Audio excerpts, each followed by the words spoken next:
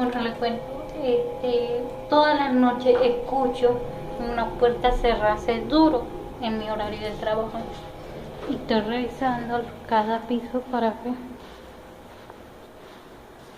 Yo escucho esto. Esta puerta es durísima. Mira, escucho eso como se cierra durísimo.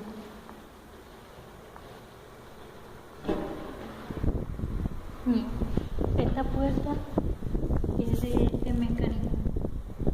Entonces, si no es esta, es aquella. Pero está cerrada.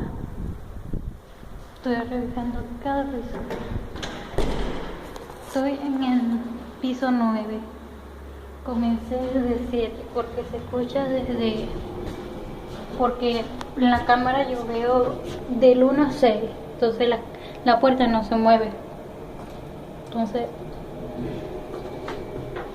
no sé, de verdad que no sé. Y todas las noches se escucha la misma vaina. Hasta se escucha durísimo. Pero ahorita se escuchó demasiado duro.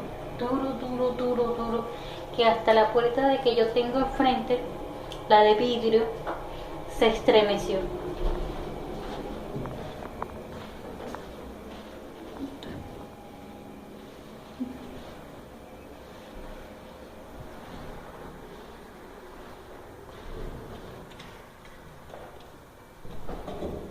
Mira, aquí está cerrado.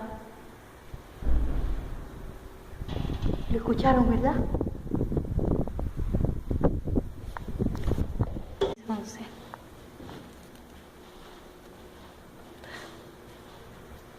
Yo lo escuché el sonido, ahorita se escuchó el sonido. Lo escuché como en el piso. Mira, yo no voy a... ¡Ay, su madre! ¡Ah, se me cayó el teléfono, chicos! Perdónenme.